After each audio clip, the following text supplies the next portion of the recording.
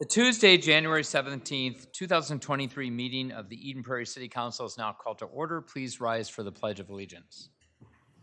I pledge allegiance to the flag of the United States of America and to the republic for which it stands, one nation, under God, indivisible, with liberty and justice for all. Welcome to this evening's meeting. I think we have quite a few students, I believe, attending from possibly a high school class. Yeah, you can wave. You can raise your hand. In fact, yeah, we've got the camera on you there, so you can prove to your teacher that you indeed were here. You also are lucking out. I realize you can choose any governmental meeting, I believe, you get permission to go to from the school board to a county commission to city, so we appreciate you being here. You also chose one tonight that doesn't have a lot on the agenda, so that I don't know if that's good or bad. I suppose in some ways maybe it's good. But so we'll go through the agenda twice, just to let you kind of get a sense and a feel for how I'm completely facetious. So just a note, I start out reading about an open podium invitation to our community. Open podium is an opportunity for Eden Prairie residents to address the city council on issues related to Eden Prairie city government prior to each council meeting, which are typically held the first and third meeting of each month from 6:30 to 6:55, that's open podium, here in the council chamber. If you wish to speak at open podium, please do contact the city manager's office at 952-949-8412 by noon of the meeting date with your name, phone number, and subject matter. Open podium is not recorded or televised. If you have questions about open podium, please do contact the city manager's office. We do have a lot of action tonight, from announcements, proclamations, donations, exciting evening. So, Mr. Getcho, I'll turn it back over to you. Thank you, Mayor and Council members. We have quite a few presentations, and we're kicking things off with our Human Rights and Diversity Commission announcing our Human Rights Award that's coming up this year. So Susan Weaver, one of our Human Rights and Diversity Commission members, is going to announce the opening of the nomination for these awards. I am indeed. Honorable Mayor and Council members, good evening. My name is Susan Weaver. I am a commissioner on the Human Rights and Diversity Commissioner, and it is my pleasure to announce the start of the Human Rights Awards process for 2023. The goal of the Human Rights Award is to recognize Eden Prairie individuals, nonprofit organizations, businesses, and youth who have worked to create an inclusive community spirit through actions, activities, or programs. As you are no doubt aware, there are many talented groups and individuals in this community, and the Human Rights and Diversity Commission is proud to be able to recognize outstanding citizens who embody the Eden Prairie Human Rights Manifesto. Nominations will be accepted until February 28th. Nomination forms can be found at edenprairie.org/Human Rights Award.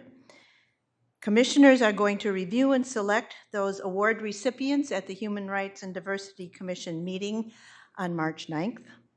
And the Human Rights Awards will be presented here at the City Council meeting in May. Thank you. Nice job. Nice presentation. Just a note to our community members here in the room and also watching on TV at home that over the next several meetings, and we do this at the start of each year, we meet with our commissions. I believe we have 7 standing commissions. Yes. And we meet with 2 of them at a pre-council workshop meeting. Tonight we met with the Planning Commission and some commissioner representatives and the Human Rights and Diversity. So just a big thank you to all of the people that volunteer, residents in our community that volunteer to be on standing commissions that advise the council. We are citizen government representing everyone. We know a lot, but we don't know everything. There's a lot we don't know. So we really do appreciate volunteers that fill in those learning gaps for us. So thank you so much, all the volunteers that volunteer as commissioners. And we have, maybe just turn the camera out there. We have several in the room tonight, maybe mostly Human Rights and Diversity, I think, but you can raise your hands there just so. Thank you so much. And also students in the room. we have students on every standing commission. Not only looks great on your resume, but we really appreciate your input and what you can give us in terms of your perspective and insights. So just know that. What's the appointment calendar process? It's slightly different Yes, Mayor, it is slightly different. for students. For students, we take applications in the spring, so you could approve and appoint right before school's out in that given year in June, and their terms begin the following school year. It's juniors and seniors. Juniors and seniors, it would be, if you're a senior now, though, it's too late. Right. But if you're a junior and a sophomore, and actually, I think there are a couple students that are actually in the audience that are also student commissioners right now. Okay. Turn the camera back there. Raise your hand if you are a student commissioner here this evening. Do we have a couple? I think we did downstairs. Okay. I think Anyway, they're just shy. They're shy. they're shy. We really, really appreciate all of our volunteers, but it's really nice to have students on as well. Mr. Getchell, do you want to say anything about the proclamation, or should I just proceed? Mayor, you can proceed. Okay.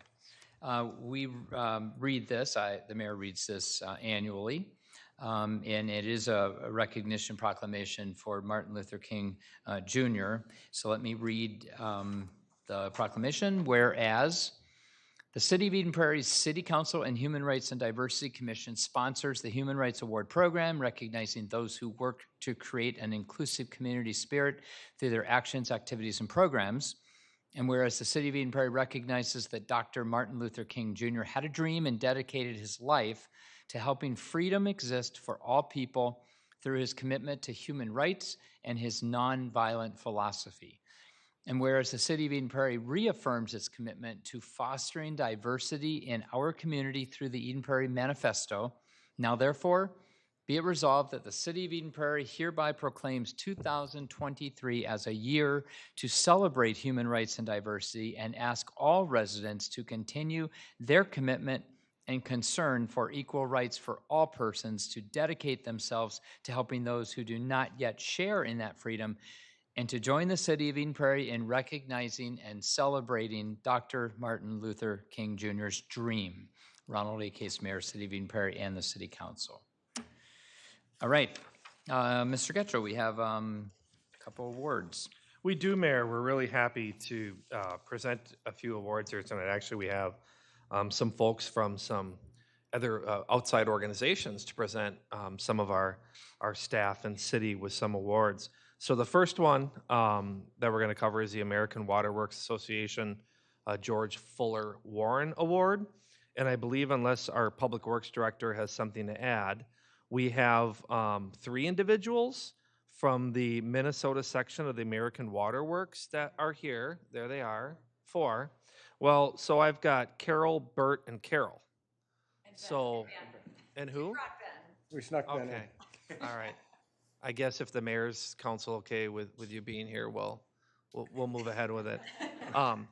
And so they're here to provide an overview of this award and present this award to our very own utilities manager, Rick Willeen.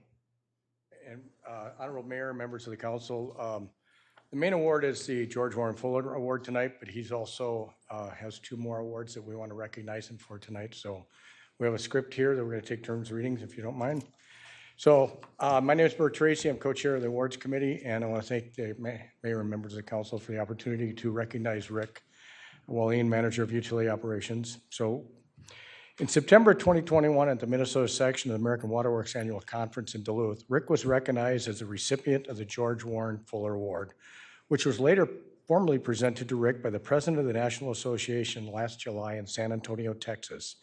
The presentation was delayed due to the pandemic. The George Warren Fuller Award is the most prestigious award presented to AWWA. The award is presented annually to one member of each section for their distinguished service to the water supply field in commemoration of the sound engineering skill, brilliant diplomatic talent, and the constructive leadership which characterized the life of George Warren Fuller. George Warren Fuller was a capable engineer. He was an inventive technician. He was a skilled negotiator. He served his country during World War I. He had a spirit of leadership. He believed in the organization and assembly of technical water professionals.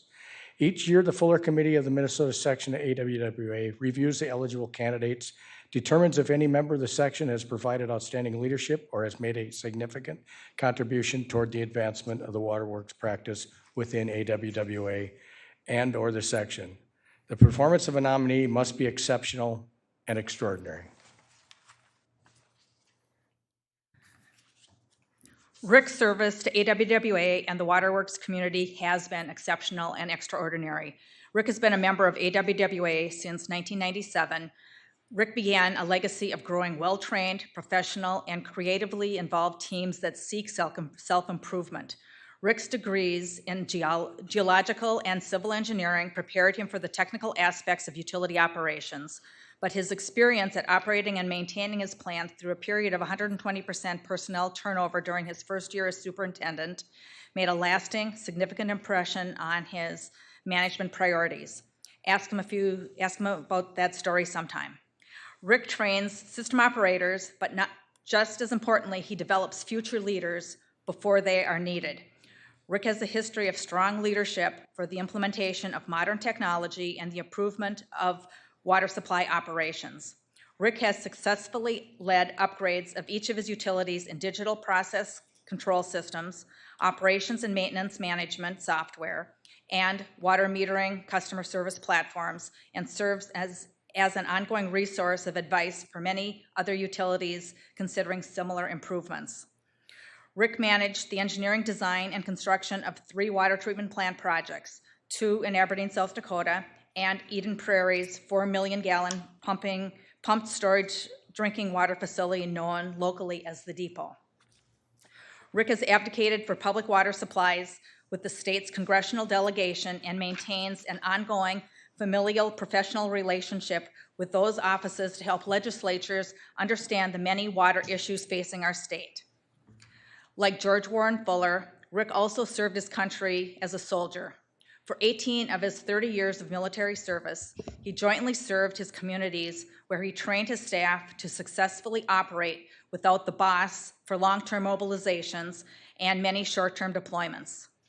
Rick believes experienced water operators need to give back to their profession by volunteering to teach and help others grow in their career development.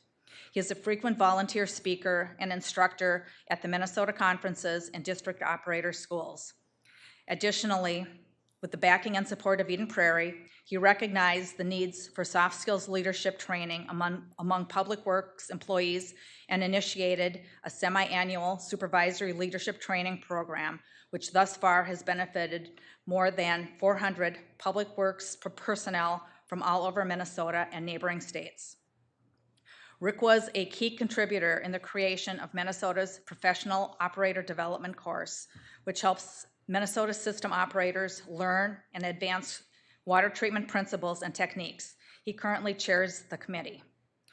He has helped advance the water industry with his guidance, foresight, and drive for excellence. He has been invited to serve on many task forces to improve water regulation and management by the Minnesota Department of Health, Minnesota Department of Natural Resources, Minnesota Pollution Control Agency, the Metropolitan Council, and others. Eden Prairie Utilities is universally recognized as a progressive and respected leader among the 1,000 community water supplies within the state of Minnesota.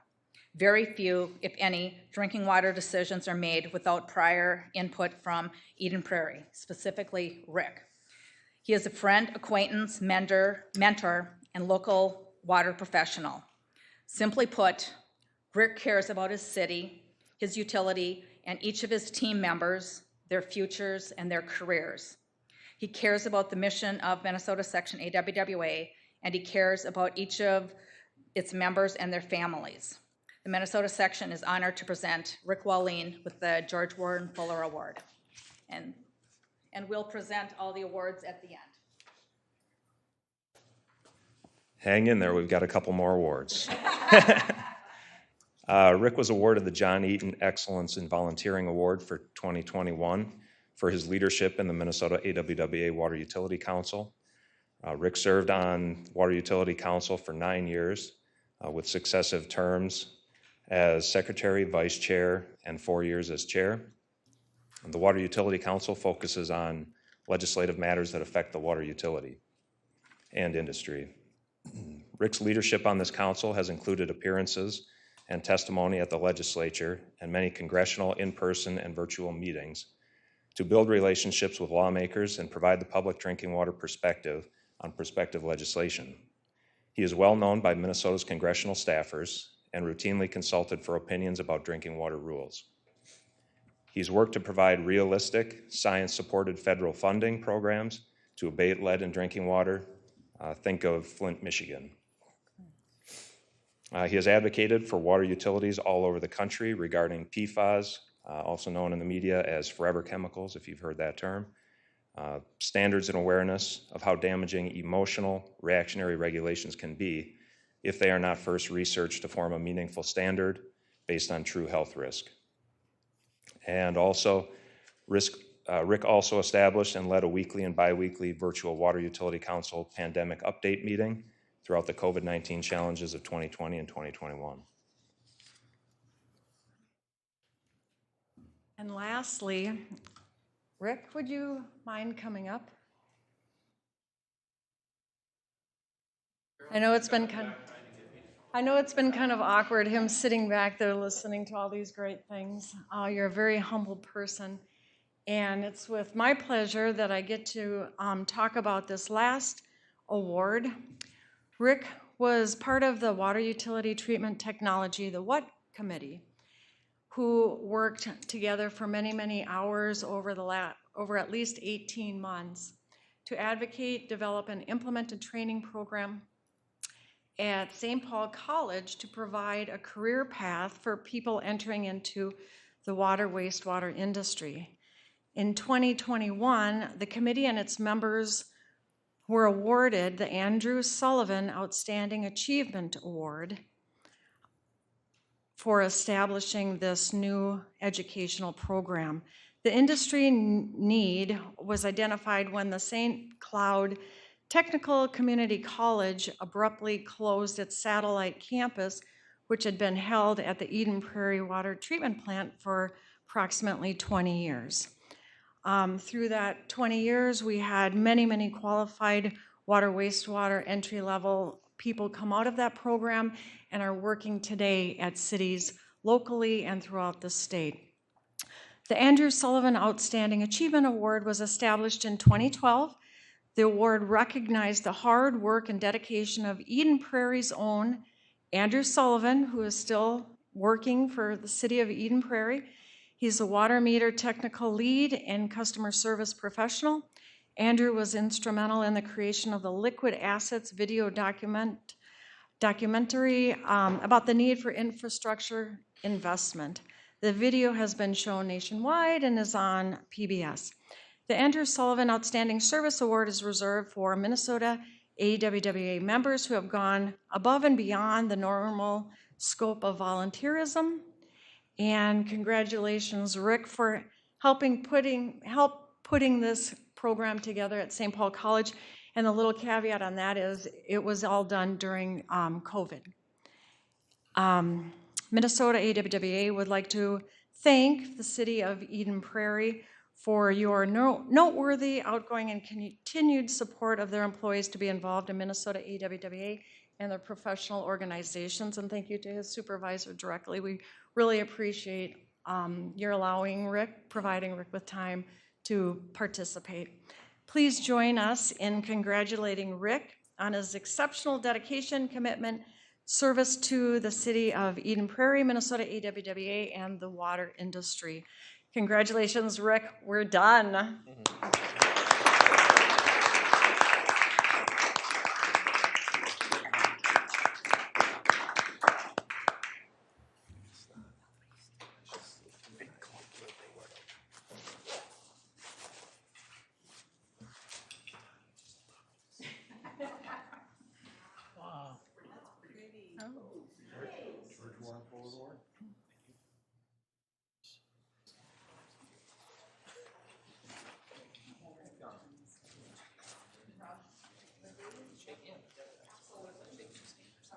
Face this way. And then John Eaton.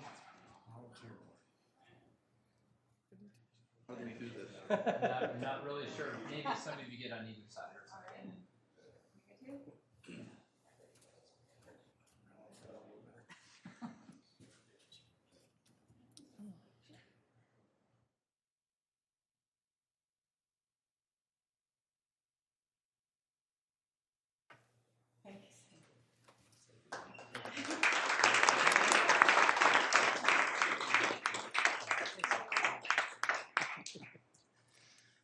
Mayor said it probably would be a good idea to say something, but I just want to mention to everybody here that Bert was actually being quite nice when he said that this is delayed because of the pandemic. Actually, I've been dragging my feet for a long time because standing up in front of the council for something that's kind of about me, it's just really awkward for me. So I just want to say this was very much a surprise when it happened, and I really feel super honored. When you read the background and the career dedication of George Warren Fuller, to even be mentioned in the same kind of a paragraph that his legacy was a part of just means so much. So I don't know what to say, but I very much appreciate this, and thank you so much for allowing me to be a participating member and for proudly putting Eden Prairie out in front of all the other utilities as being a good representative business that knows how to do things the right way. That's thanks to you and your support. Thank you. Thank you.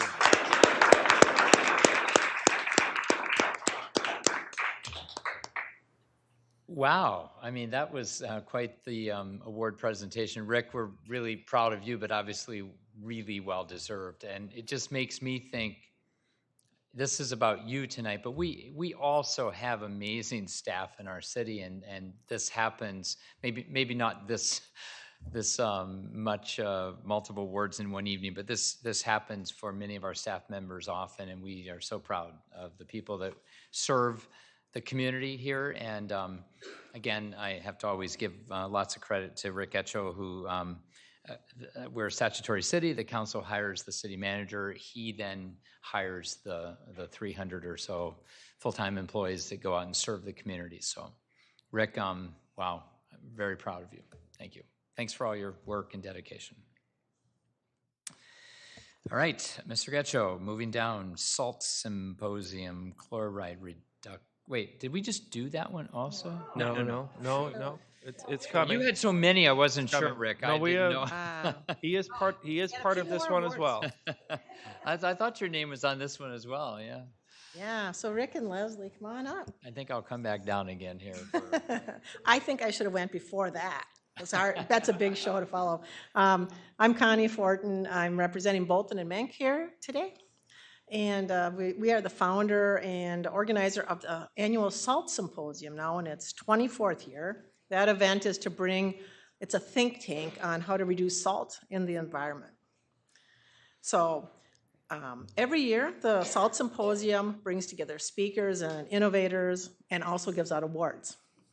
So the 2022 Chloride Reduction Leadership Award in water and wastewater treatment goes to the city of Eden Prairie, no surprise. Eden Prairie has been educating their water customers since 2008 that the city's water treatment process reduces hardness to 5 grains per gallon. Through their website fact pages, they've provided this information online and prepared educational handouts for distribution to the public at various public events. In 2020, they began a multi-year process of conducting water safety surveys at each water customer's location.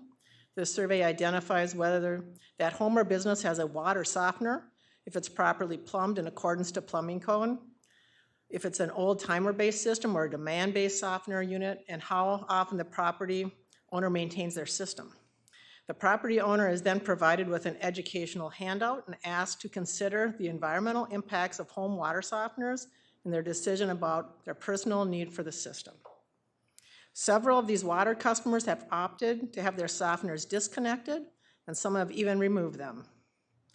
I should just tell you that salt is a permanent pollutant in our water. We never take it out, so we're trying to lower it. The city sends annual or semi-annual information letters to the locations with softeners still in use with the information about how to optimize performance through routine maintenance. Additionally, they include an approximate cost savings analysis showing the added expense of in-home softening and the total cost per unit of water with and without the home softening unit. Talking points are prepared for our customer service specialists to educate our callers and include actual water quality testing values of the city water, the reasons others have told us they desire additional softening, the cost of operating and maintaining a softening system after purchase, and the impact the system will have on the environment due to chloride discharge to the sanitary sewer. So congratulations to the city of Eden Prairie, Rick Wallin and Leslie Stovering for your chloride reduction work in water and wastewater treatment. And this is an international award, so we take candidates from all over the world. So congratulations.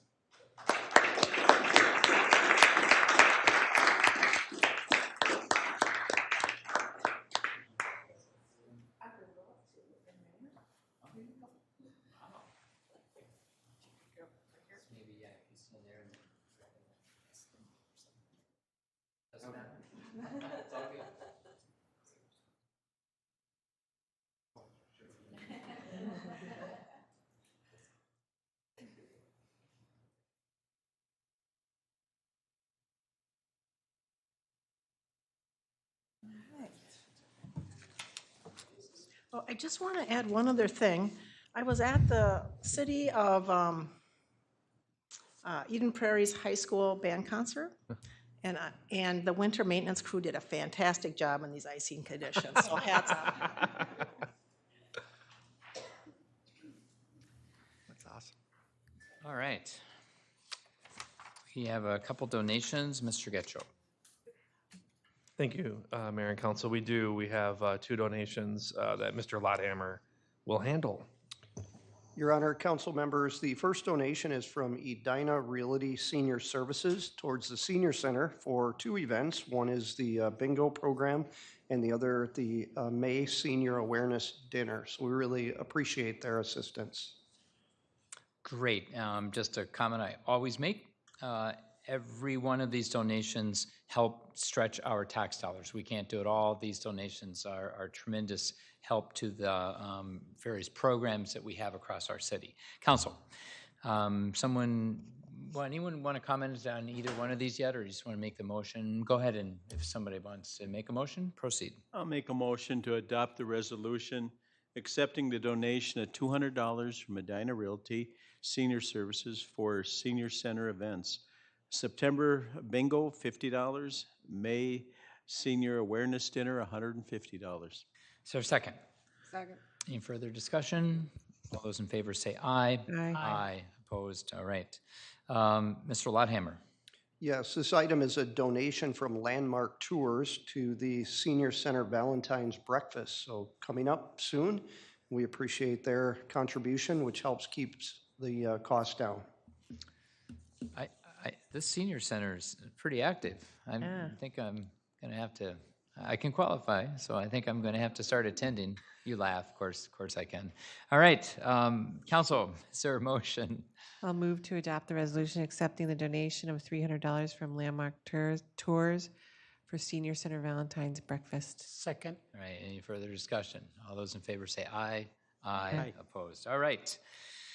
Moving on the agenda, any additions, any council member reports you want to add than what's on the agenda right now? If not, council, would somebody move to approve the agenda? Move to approve the agenda. Is there a second? Second. Any more discussion? All those in favor say aye. Aye. Opposed. All right, minutes. We have 2.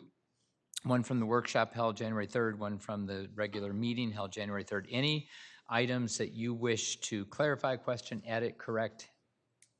If not, is there a motion to approve both meeting minutes? Move to approve the following city council minutes. Council workshop held Tuesday, January 3rd, 2023.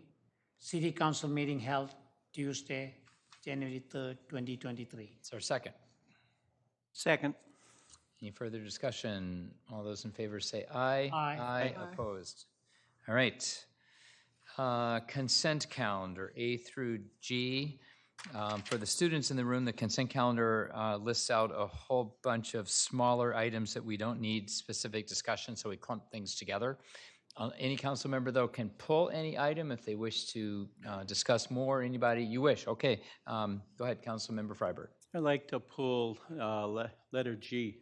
G, approved purchase. All right. Do you want to just deal with it right now and get any questions answered, or do you want it voted on completely separately? I don't think it needs to be voted on separately. I just wanted for some clarification. Why don't you go ahead and ask if that's okay, and then we can put it back into the, we haven't made a motion on it yet, so. Okay. when I'm looking at this, there's a couple things missing. I just need to be clarified for myself. What is the obsolescence we're talking about? Okay, I know a vehicle is 18 to 20 years old, but it can also just be, various things can be of different condition at that. What are we gaining by a new one, and what are we lacking by keeping the older one right now? I don't think that's ever been clarified. Sure, Councilmember Freiberg. The fire chief is here, and he could talk to this item. This is a follow-up purchase from what was in the capital improvement plan for, just to clarify for everyone else, this is for the future purchase of a fire engine. Mayor, Councilmember Freiberg. So specifically related to the fire truck obsolescence, as we talk about trucks that are 18 to 20 years old, not only is there change in technology and how trucks operate, but change in maintenance and change in the operations of the vehicle. And so when we look at gains for new apparatus, the gains really come with technology changes and improvements that we've seen from when original trucks were purchased, as well as the operational use of how those vehicles operate. As you can imagine, when trucks were originally specified and manufactured and built originally, we didn't have the same programs that we have today in how we deliver service to our citizens. So not only are we seeing new technology changes and new operational changes, but we're seeing enhancements to our ability to deliver quality service. Additionally, one of the other things that we're trying to look at with these trucks is a big part of sustainable Eden Prairie. And a part of these trucks, although there'll still be diesel apparatus, one of the things we've been able to enhance in this truck is a idle reduction technology. So it'll allow us, when we're not using them in a service capacity, to be able to shut down and save some of the emissions that we might see from a vehicle like that. So you obviously have a strong belief that it's essential to deliver the services we need. I do. Just the other question I have then relating to that is the cost of the new vehicle itself. Is there anything that we can pinpoint yet on it? Anyone? Go ahead. Mayor, Councilmember Freiberg, certainly one of the things we've seen significantly change in the cost of our apparatus since the pandemic and since the logistics and service supplies, we've seen a 30% increase in what the costs of our apparatus are as we're looking to purchase. And that's not just this manufacturer, that's other manufacturers as well. We believe that as an organization, we've done good due diligence to be able to look at a number of manufacturers, to be able to look at our service delivery today and in the future. But certainly, we've seen a 30% increase. Okay, so that number, do we know what a vehicle, what you would need would cost? I guess that's one number I don't have. So specifically, the truck that you're purchasing, you're approving for purchase tonight is about 1.3 million. Okay, thank you. There you go. Thank you, Chief. That answers it for me on. You're welcome. Great. It raises a question that I've had in the past, or at least an answer, I guess, that often people will say, well, is Eden Prairie so exclusive that if this truck isn't quite good enough for us, why is it good enough for, I'm making up a town, Wheaton, Minnesota, some small town that has, 800 people in it. And I just thought right now, as Chief was speaking, that the service need is so much different. We have a city with 24,000 homes, 28,000 living units, 90 firefighters, 4 stations. I don't know what Wheaton has. I'll make this up. I'm probably close, but I'm guessing they have a truck. I'm guessing they have 20 volunteer firefighters. So in other words, the use of it, the need of it, the responsibilities that that truck will be required, or what will be required of it, are so much greater. So it's not that Eden Prairie has necessarily this higher quality, though we do. I think people expect a lot, right? But so does Edina, so does Minnetonka. Any of these cities that have a lot of homes, a lot of people, a lot of roads, a lot of hands, 90 firefighters touching it, that kind of a thing, I think does justify that we're a high quality community. We don't need the best of the best. We need very good equipment that serves our people well. But those are very good questions, Councilmember Freiberg, so thank you. Can I just add something please. too? We purchased through a consortium as well, so we get a deal, not a deal, but we don't pay as much because of that. And also, our old fire engines we do sell. Correct. Yeah. To the Wheatons of the my metaphor. I hope I'm not offending anyone from Wheaton that might be watching this evening. I pick Wheaton, by the way. I went to Wheaton High School in Maryland and Wheaton College in Illinois, so I'm a Wheaton kind of a, there's 7 of them evidently in our nation. All right, enough with that, we digress. What? So Wheaton's in the mayor's Yeah. mind. All right, if there are no other items to remove or to question temporarily, then I would entertain a motion to approve items A through G. Move to approve the items A to G on the consent calendar. Second. Any further discussion on any of the A through G items? If not, all those in favor say aye. Aye. Aye, opposed. All right, no public hearings this evening. Again, students, if you wanted a shorter meeting, you are in good luck this evening. All right, payment of claims for the students. These are all in the classic old sense of the checks that got cut. These are all the expenditures, and it's pages and pages long. As you can imagine, a city our size, we have a lot of expenditures. So, council, any of these items that we had the opportunity to read through that you wish to question or ask more about? If not, is there a motion to approve the payment of claims as submitted? Move for approval of payment of claims as submitted. Okay, is there a second? Second. Roll call. Councilmember Freiberg, Aye. Councilmember Narayan, Aye. Councilmember Nelson, Aye. Councilmember Toomey, Aye. Mayor Case. Aye. Is there anything else to come before the meeting this evening or come before the council? If not, is there a motion to adjourn? I move to adjourn the city council meeting tonight. Or second? Second. All those in favor say aye. Aye. Aye, opposed. This meeting is adjourned.